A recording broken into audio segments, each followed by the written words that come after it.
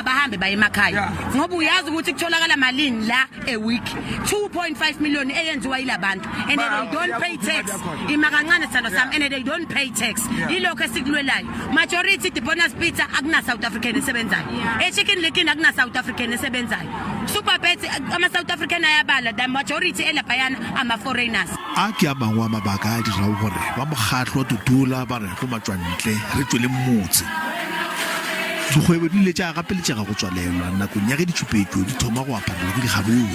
It's Dudula, they call it Dudula, and the issue is that they are chasing people, taking their stuff. Asiba Dudula laba ngototsi mala tsatsi go siphindiseni Kgaru tša Lehono di amile le bagwebi ba Afrika Borwa.